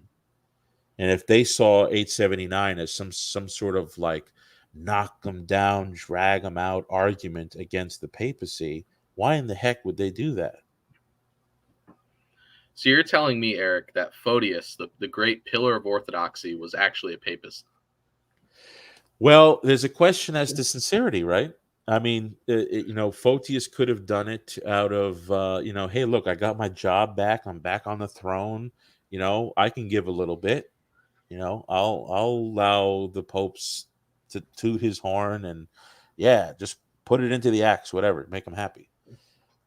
He could have said that, but the claims are simply just unmistakable, in my opinion. Straight And out of there's, Pope Nicholas. yeah, I mean, there's even more. In fact, if Dvorak makes this point, Photius adds an analogy to Jeremiah, a citation from Jeremiah about uprooting and uprooting, uprooting powers and tilling powers that was used of the emperors. So Photius was actually saying that the Pope had these rights, in that way. Now, did Photius really mean that? I'm open to questioning that. Do you think he died in communion with Rome like Dvorak, or do you think he could have died outside of it? Well, I mean, that's a tough situation. I mean, it's a tough story. We're going off of historians here. Obviously, the Eastern churches still venerate Photius. Um, does that necessarily mean he died in communion with Rome? I would say that there's a high probability that he did, based off of the evidence that Dvorak gives us. It does seem that he has good relations with Rome. So how did he maintain those good relations? Well, you have to remember that he was snuffed out of his office again by the emperor after Basil. So he lost his job twice, and you know, so it's obscure. We don't really have the whole history. We try to make it like we do, but we don't. We don't really know exactly how Photius ended his life. Ornick has his theory that seems to dominate the scholarship today. So just in fact, just in view of the fact that I'm not as trained and well studied as Dvorak, by default, I'm going to have to just say that that's probably what we need to go with. Okay. This is from a friend, John, of mine. He asks, are there some bad arguments for the papacy that our Orthodox brothers and sisters would be correct in their denial of, or he words it, response to? Yeah, I mean, are there bad arguments for the papacy? Absolutely. You know, we can come up with bad arguments for everything. And with the way people are emotionally driven nowadays, it's bound to happen. Do you know of any example, like one that you think Catholics overuse, or Hmm. Yeah, I mean, so for example, the Pope had to ratify the councils, for example. Well, that's you know, yeah, but all the bishops had to ratify the council. So you got to prove more than that. That's one you see come up all the time. The other thing is the whole, oh well, the Pope's not speaking ex cathedra. He could. So it's almost like some Catholics envision the fact that the Pope can be just as heretical as anybody else, as long as when he gets into this very minute condition that he has to be infallible, and based on that fact, we can have basically Rome gone wild for 20 centuries. And as long as he was infallible or right twice, we're good. And that's just, it's silly. I think, in my opinion, I think it's silly. mm. Yeah, I think mine would be like First Clement. I know First Clement gives us some information, but I think some people maybe over emphasize it, and sprinkle it up. But maybe that's just my. Oh yeah, oh yeah. Like when they say the Rome is the head of all the churches. Okay, well, what does that mean? Because the head, what is that? The caput or kefa? What does that mean? Does it mean does it mean what Vatican One says it means? It can mean a lot of things. The headship was recognized on a variety of levels. So yeah, there's some things that Catholics say that just I can't think of all of them off the top of my head, but I can tell you this: I've come across a lot of them. Xavier asks about the Meletian schism. Does this disprove that communion with Rome is necessary for salvation because of Constantinople I and Saint Meletius?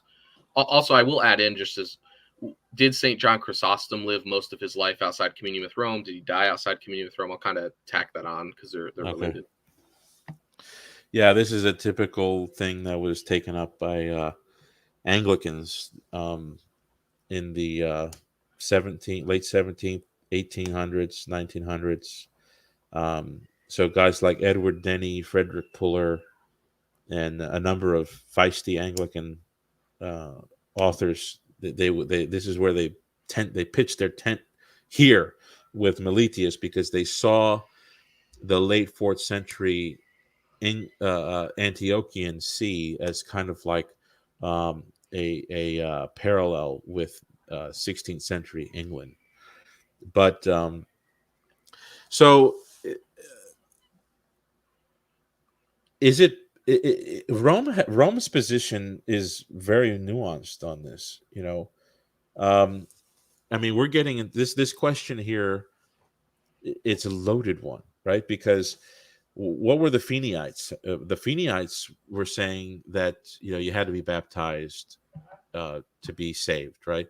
Rome responded and said, no, that you don't even have to be baptized. That you could actually not even be a Christian in the formal sense and be saved. That was the response from Rome 20 years before. Actually, that actually comes up at the First Vatican Council, in the draft for the dogmatic constitution of the church. They were already talking about the possibility of salvation outside the church. Um, so, the question needs to be it needs to be changed a little bit to account for the nuance. What we're trying to say is, did Meletius hear that he was required to be in communion with Rome, and he refused to be in communion with Rome in light of the circumstances, and continued to feel that he was okay? And did everybody else think he was okay? Well, that never happened. That never happened. Meletius always thought he was in communion with Rome. Okay. And so did he? I heard something about 379 Damasus sending out a Yes. faith Yes. statement. And he signed on to it. Yes, Meletius's name was at the top, and that letter was sent back to Rome, and when it was collected in the Roman archives, that was their registration of who was Orthodox and who wasn't in Antioch. What about St. John Chrysostom? Did he die outside communion with Rome or live most of his life outside communion with Rome? Because I know that Well, I think Polar makes that claim. yeah, we Chrysostom never says that, So we're now here. We same thing with the whole Vitalian thing. We're trying to take one thing and another thing, and then boom, trying to make a decision off of that. I'm not aware of anything in Chrysostom where he says something like that. In fact, I only see evidence that he thinks Rome is the head of the churches, and that he could lodge his appeals, at Rome. It would seem to be out of place if he thought Rome was a heretical see, to find resolutions to his problems, later in life that he ran into with the Synod of the Oaks that condemned him for false accusations.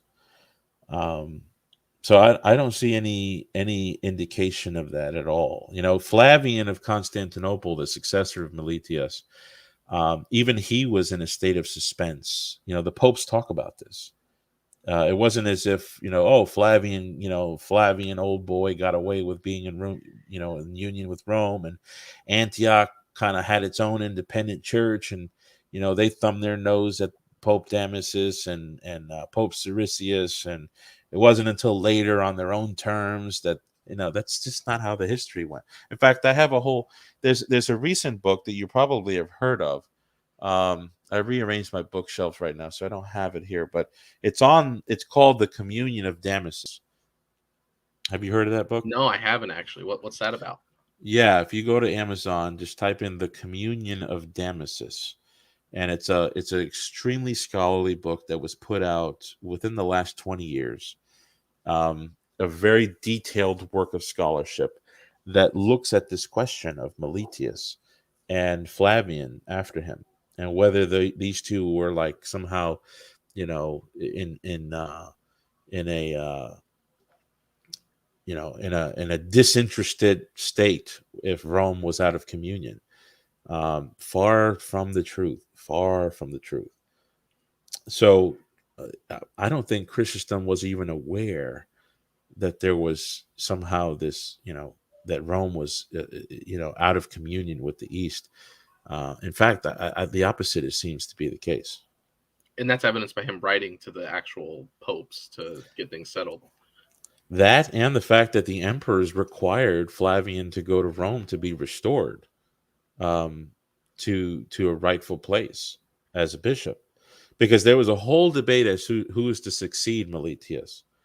It was supposed to be Paulinus until Paulinus died, but they went ahead and chose Flavian. So there were people who were disputing Rome's instructions. There's no doubt about that. And Flavian ended up being on the other end of that. But it looks like Flavian ended up submitting to Rome, and that's what Boniface I tells us in his recounting of the facts from the point of view of Rome. Speaking of Damasus, I believe this question is about Damasus. Is the Synod of Rome citation concerning the pontiff's divine office a forgery? I assume he's talking about the 382 Synod of Rome. Oh, I've never heard of a claim that it's a forgery.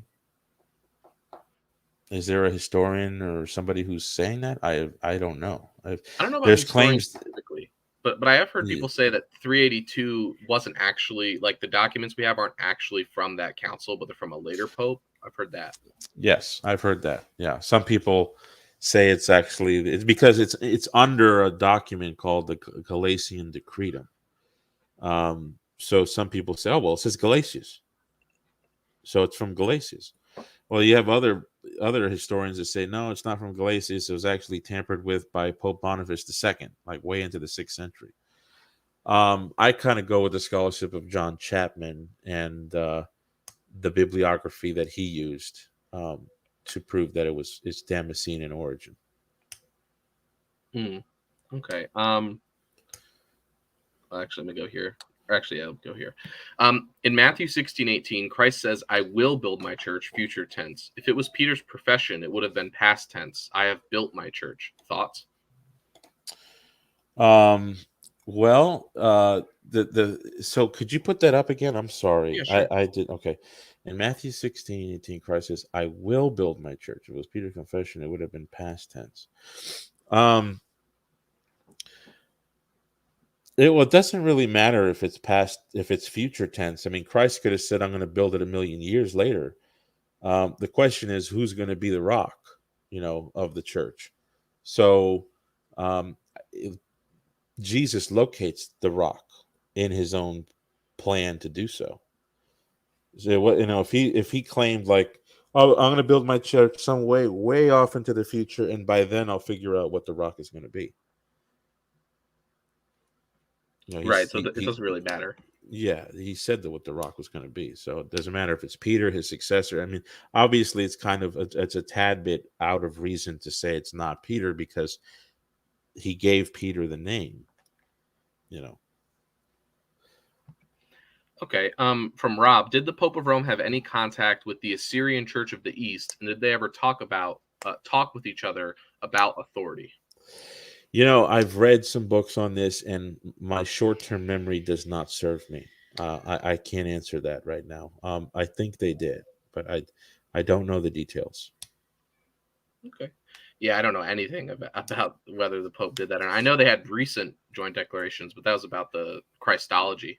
Yeah, and I've got a book by Adrian Fortescue. It's called "The Rome and the Lesser Eastern Churches." If you want to get a book on that, or you can get Aidan Nichols, Father Aidan Nichols, "Rome and the Eastern Churches." First few chapters, he covers that. Here's a good one. Did Pope St. Damasus ratify Constantinople I? As far as we know, we have no document where Damasus ratifies that council. In fact, not only did Damasus not ratify, it's not likely. Okay, from a historical point of view, it's just not likely.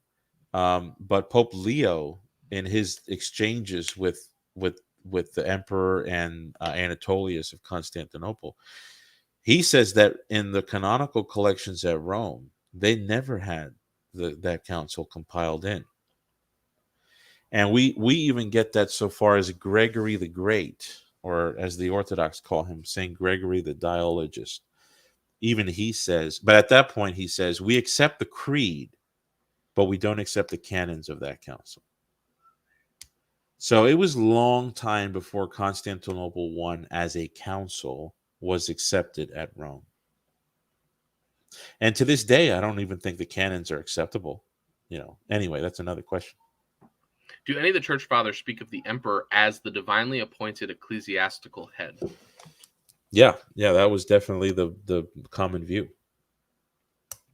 Do you know like any off the top of your head that specifically? Well, you've got popes themselves even saying that, in the secular realm, the emperor is the divinely appointed head. Gelasius even says that in his document on the two powers. Now he was very careful to say that headship can only be applied in subservience to the papacy.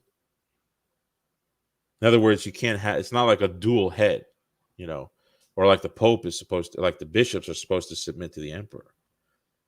That's not how they viewed it. Now, some people did believe that. Some people in Constantinople did believe that the Davidic monarchy of Samuel, of 2 Samuel 7 and First Chronicles or Second Chronicles, I can't remember the second reference, but where God promises to David the household, some people believe that the Davidic prerogative went into the hands of the emperor under Christ as a vicar of Christ. And some Byzantines held it so firmly that when the Turks took over Constantinople in the 15th century, that was proof to them that Christianity was false, because the Byzantine emperor was never supposed to fall. Okay. So you got some wild views here and there, peppered throughout the first millennium. Yeah. Do you believe, this isn't exactly about the papacy, but do you believe the Church of the East and the Roman Catholic Church truly share the same Christology in light of the 1994 Christological Declaration, which states misunderstandings were a factor? So it all hinges on whether Church of the East has a way to nail down a unanimity on that document. Because if you have bishops that are still bickering about it, then how can we say that they have the same Christology? I would say if both sides are going to be faithful to that document, then yes, we should take them at their word. What do you think is the best argument for the papacy? This was kind of something that came up earlier. I don't have the exact comment. Well, it all depends on who I'm arguing with, right? Because the argument's going to be framed based on what the hearer needs to hear. So who's the interlocutor For the Orthodox, for like a Eastern Orthodox, like Father Ramsey, for example. Okay. Yeah. No, I would say the best evidence is simply that their own sources, that that they consider unquestionably true, like the seven ecumenical councils, teach the Vatican I essence. And if you have just one bit of that's a problem that's a problem for their view, and I think it would have to be considered true. Um, that the papacy is true based on that criteria, on that premise. So it's a lot difficult. It's much more difficult proving to a Protestant that the papacy is true. But the Orthodox, it's already embedded into their sources, the sources that they don't believe they can contradict. Okay. This one is one that I know you've went over a little bit. Auctoritas and potestas, right? I know a certain Orthodox blogger has really made use of this distinction. And he brings up there's different kinds of Latin where the distinction is more pronounced or something. How do you deal with that kind of objection that a lot of them talk about auctoritas, not potestas? And also, I think he brings up solicitudo as well as another argument about care versus jurisdiction. Yeah. So we're talking about Ubi Petrus here, that which now is like an organization. The first person who owned that account is not the person who is using it now, because the person I was the person I was going back and forth with in the beginning, I don't think is the same person now that's doing the talking or whatever. But in the beginning, that was one of the arguments that they brought out, and I wrote a long I think it was like I don't know, it was many six. I was like 60 pages, a long response going through several examples where auctoritas had to mean binding authority. And so it's subject to the context. If I tell you that you have to yield to the auctoritas of Holy Scripture, what could I possibly mean? It's just a suggestion. That's what I think. So, if it means anything, Obi Petrus's original article on this whole issue of auctoritas was basically just he just copied a segment from Professor Pullman, she's a specialist in the linguistics of Rome and the classics. Well, I contacted her and I asked her, would you really think that auctoritas has such a wooden meaning that even when the popes were using it, that it had to mean some sort of soft power suggestion? Because when I read it, it sounds like they're talking in demanding terminology. And she said, "Yeah, I agree with your assessment." Okay. Yeah, I didn't know about that stuff, about you reaching out to them.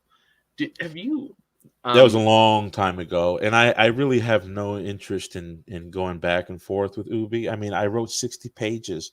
Most people who want to go through that, they'll get past all of his stuff. But who wants to read 60 pages nowadays? People. So what I do is I stay away, because I saw how close he was with Jay Dyer and some of those other characters, and I just, when Jay Dyer and I debated, it was like it would have been nice if it stopped there, right? But it didn't. He got so upset about his performance that he went on I was like the comedy for the next 3 or 4 months in memes, and um, I just don't want anything to do with that whole society, It's because society, yeah. Yeah, for Father Patrick or Father John Ramsey's, absolutely, absolutely. Seraphin Hamilton, absolutely. Perry Robinson, yes. Guys who, two men are willing to stand in front of each other face to face and have a conversation, I will do it. But I just don't like the secrecy. I don't like everybody in the shadows with different names, and I don't want anything to do with that. So I contacted Professor Pullman a long time ago for my own satisfaction. because I thought, like, this is just, am I dumb? You know, and even the very professor that he appealed to for his argument doesn't agree with him. Is it Pullman or Coleman or? Pullman, let me see. I'll get it. I'll just pull it up real quick. Hold on.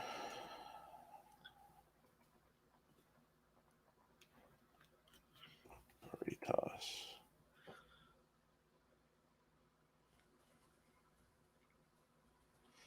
Yeah, so it was on a book from that she wrote. It's Carla Pullman, Pollman. So Okay, Pullman, awesome.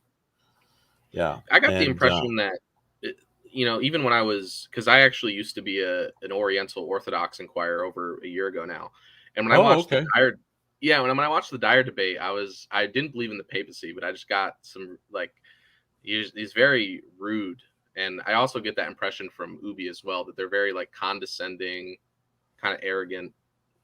That's the feel I get. I'm not putting words in your mouth, but that's the feel I get. yeah. I mean, it's just best to stay away. Just sort of light a candle for them and just get away. That's how I look at it. Awesome. Unless there's any last minute questions, I guess I had one. Did Pope Liberius sign the Arian Creed? I know this is a common James White. This is his favorite argument. Yeah. It's another one of those things that's kind of shrouded in obscurity. We have Hilary of Poitiers saying he did. We have Athanasius saying he did. Athanasius comes to his defense, obviously saying that it wasn't him who did it because anything done under duress is not from the will of the man, but that's kind of a generous take. Some scholars don't believe he signed the full blown Arian creed. That he signed one that was kind of like vague enough to be Orthodox or Arian. It was vague because Liberius, he doesn't show any signs of repentance over. It's not like he was a heretic and then he became an Orthodox Christian again, or he had a lapse of faith and then he came back to the faith. That was never the case, and he was known as of blessed memory by many saints after that. I mean, the Coptics even venerate Liberius. The Orthodox venerate Liberius. The only people who don't venerate Liberius is the Roman Catholics. That's weird.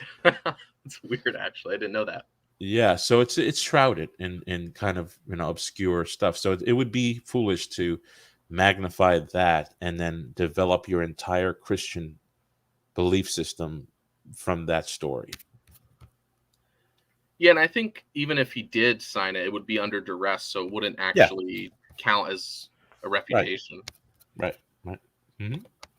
I do want to pull up something from Xavier here that I agree with, which is that you're a blessing to the church. Oh, I saw a comment earlier, and I was very happy to have you on. And if you want to give any last minute, like how your papacy book, when's that? What's the progress on that? And any closing remarks, and then we can end it. I put your Melchizedek book and your Filioque book in the description in your blog. good. So Thank you. Yes, the hardcover is out. great book. Yeah, I have the first paper book version was the first edition of it. It's the word for word the same, so don't worry about the content. The only thing that was changed here was some typos fixed, but that's it. This is the hardcover version. It's the only version available now. It's same exact thing you would get from the paperback. So if you have the paperback, you've got it. But that's what's available now through Amazon. And the Papacy book. So I have a couple projects in mind. I'm trying to republish Adrian Fortescue's book, the reunion formula of Hormisdas. So that book has been out of print for a long time, and I want to put it back into print. My personal papacy book with Emmaus Academic is still underway. It just takes a long time. It's 800 pages. I had no idea that when I first turned in my manuscript, back over 2 years ago, almost 2 years ago, that it would take this long. I just didn't know. It just footnotes. Every citation has to be verified. All the dates of publications have to be verified. Um, it's just a lot of work. We expect winter of this year for it to be out finally. Yeah. I can't wait. Honestly, I've been looking at all the streams, seeing when it will come out. But your other two Yeah. books have been great. Thank The you so much. Melchizedek book reminded me of like a four. It's very short. You know, it's like it reminded me of Fortescue's book on the papacy, kind Mm-hmm. of like in its length and going through the issues. Yeah, that one I wrote that because that was a very monumental subject for me when I was an Anglican coming into the faith, and I wanted it to be there for people who are on that journey, and it's just, if they could see that the Bible teaches this one thing, then they know that their options are limited to, the Oriental, Eastern, or Catholic churches. Yeah, also maybe in the future I could have you on for a Eucharist show with Yeah, Melchizedek. yeah. But if that's it, guys, everyone go check out the books in the description. Check out his blog. Erick, thanks again. Thank Thanks you. everyone for watching, asking the questions, and I'll be back next time with some other content. Awesome.